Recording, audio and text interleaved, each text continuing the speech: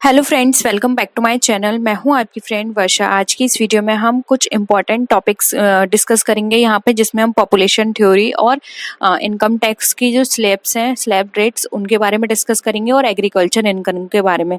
आप किसी भी एग्जाम की तैयारी कर रहे हैं, ये कुछ पॉइंट ऐसे हैं जो आपके एग्जाम में बहुत पूछे जाते हैं, फिर चाहे आप नेट की तैयारी करें या फिर आपका जो यूपी पीजीटी होने वाला है उसकी तैयारी करें। ठीक है, तो देखिए यहाँ पे सबसे पहले जो पॉइंट है वो है पॉपुलेशन थ्योरी। तो इसमें सबसे पहले जो क्वेश्चन आपका बनता है, जो सबसे ज्यादा पूछा जाता है एग्जाम में क्वेश्चन, वो है कि पॉपुलेशन थ्योरी किसने दी। तो ये दी थी थॉमस रॉबर्ट माल्थस ने।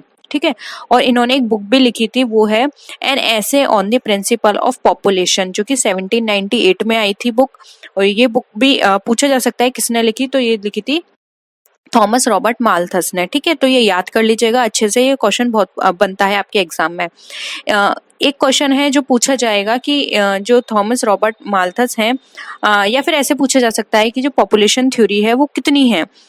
तो टोटल 3 थ्योरी दी हैं पॉपुलेशन के ऊपर। एक है माल्थसियन थ्योरी ऑफ पॉपुलेशन, दूसरी है the optimum theory of population, तीसरी है यहाँ पर हमारी the theory of demographic transition. ये 3 थ्योरी है। ठीक है, जो माल्थुसियन थ्योरी है वो आप नाम से ही पता चल रहा है कि ये माल्थस ने दी है। इन्होंने यहाँ पर जो पॉपुलेशन का जो प्रेशर है ये बताया है कि ये डिस्ट्रॉय कर देता है हमारे फ्यूचर को। ठीक है, तो जैसे जैसे हमारा प्रेशर बढ़ेगा पॉपुलेशन का, वो हमेशा हमारे फ्यूचर को डिस्ट्रॉय करेगा। इन्होंने इस तरह से इसमें बताया है। ऑप्टिमम थ्योरी ऑफ पॉपुलेशन जो है वो एडविन कैनन ने दी है।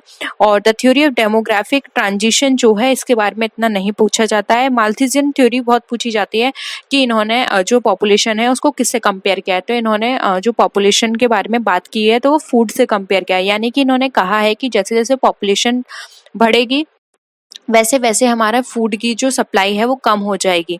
क्योंकि आप सबको पता है कि जो फूड जो है वो हमारा अर्थमेटिकल नंबर से बढ़ता है, और जो हमारा पॉपुलेशन है वो ज्योमेट्रिक नंबर से बढ़ती है। ये इन्होंने ये बताया है। ठीक है, अब देखिए इकोनॉमी के बारे में यहाँ पे देखिए, इकोनॉमी जो है वो हमारे 2 तरह की होती है। एक होती है ओपन इकोनॉमी, दूसरी होती है क्लोज्ड इकोनॉमी। ओपन इकोनॉमी को 4 फैक्टर इकोनॉमी भी बोलते हैं, और क्लोज्ड इकोनॉमी डिवाइड की गई है 2 पार्ट में फर्दर, जो कि हमारा 2 सेक्टर इकोनॉमी और 3 सेक्टर इकोनॉमी।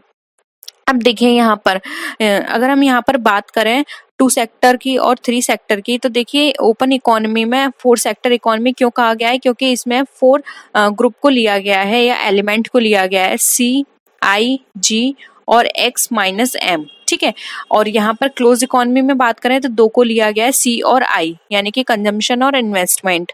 और यहाँ पर बात करें तो यहाँ पर हमारा लिया गया consumption, investment and government parameters को। ठीक है, तो यहाँ पे 3 पैरामीटर हैं, यहाँ पे 2 पैरामीटर हैं, और 4 में हमारे 4 पैरामीटर्स को इंक्लूड किया गया है। ठीक है, आप इसका फॉर्मूला इसी तरह से पढ़ लीजिए, एग्जाम में बहुत पूछा जाता है।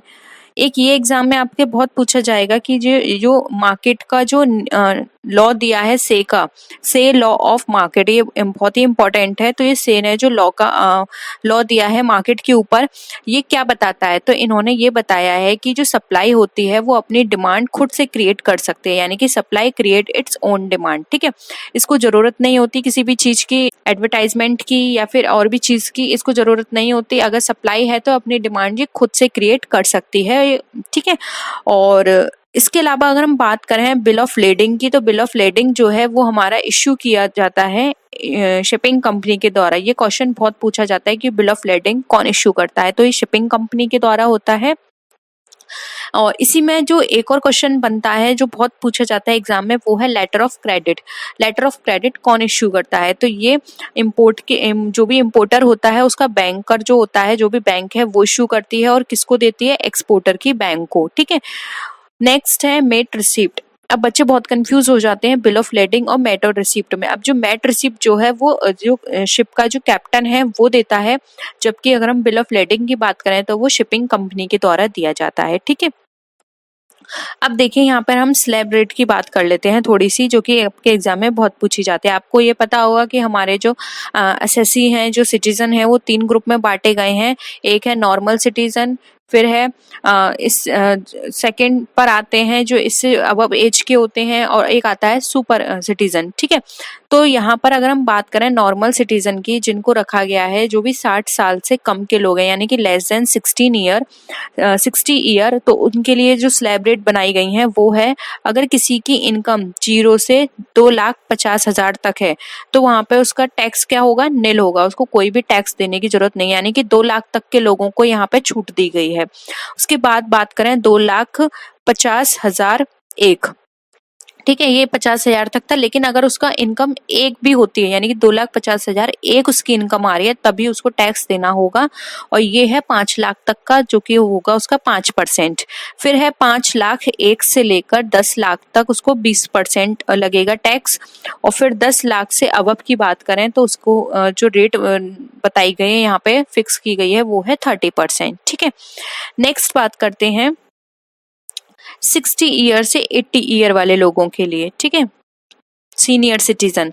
ठीक है, 60 से 80 में कौन आता है, सीनियर सिटीजन। अब यहाँ पे 3 लाख तक को तो उनको निल है, यानी कि 3 लाख तक अगर इस एज के अंदर वो कोई भी एसएससी आता है और उसकी इनकम 3 लाख तक है तो उसको कोई भी टैक्स नहीं बनेगा। लेकिन अगर उसकी इनकम 3 लाख एक से लेके 5 लाख तक है तो उसको टैक्स बनेगा 5%। और अगर 5 लाख एक से लेकर 10 लाख तक है तो उसका टैक्स बनेगा 20%। और अगर हम बात करें अबव 10 लाख तो उसका जो टैक्स बनेगा वो होगा 30%। यानी कि देखो, आपको ये याद करना आसान होगा, 5, 20 और 30 ये सबके में सेम है। बस आपको क्या करना है, जो नॉर्मल पर्सन थे यानी 60 से कम थे उनके लिए 2.5 लाख तक की छूट थी, उससे जो अबव एज के थे उसको 3 लाख तक की छूट थी, और जो इससे भी अबव होंगे उनको 5 लाख तक की छूट होगी। ठीक है, तो देखिए यहाँ पर मोर देन 80 ईयर की अगर हम बात करते हैं तो इनको कब तक की छूट दी गई है, 5 लाख तक की निल है इनके लिए। और 5 लाख एक से लेके 10 लाख तक के लिए 20% बताया गया है। यानी कि देखिए डायरेक्ट अब तक आप 5%, 20%, फिर 30% पढ़ रहे थे, लेकिन इनके में ऐसा नहीं है, डायरेक्ट 20% देना होगा। ठीक है, अगर 5 लाख से ऊपर होती है इनकम, और अगर अबव 10 लाख है तो ये 30% हो जाएगा टैक्स। ठीक है, अब कुछ और चीजें हैं वो भी आप समझ लीजिए जो कि एग्जाम में फ्रिक्वेंटली पूछी जाती हैं। ये है basic component of income tax, जैसे कि रिबेट। रिबेट का आप सेक्शन याद कर लीजिए, सेक्शन 87A है इसका। और जो रिबेट जो है वो अप्लाई किया जाता है हमारे नेट टैक्सेबल इनकम पे, यानी कि वो इनकम जिसमें से आपने सारे डिडक्शंस माइनस कर दी हैं तो वो इनकम आपकी नेट टैक्सेबल इनकम होगी। और अगर वो आपकी 5 लाख से कम है तो आपको रिबेट मिलती है। रिबेट का मतलब भी छूट ही होता है, यानी कि अगर आपकी सारे डिडक्शंस करने के बाद आपकी जो इनकम निकल कर आई है वो आपकी 5 लाख से कम है, 5 लाख है या 5 लाख से कम है, तो आपको सरकार की तरफ से छूट दी जाती है, यानी कि इनकम टैक्स डिपार्टमेंट की तरफ से छूट दी जाएगी।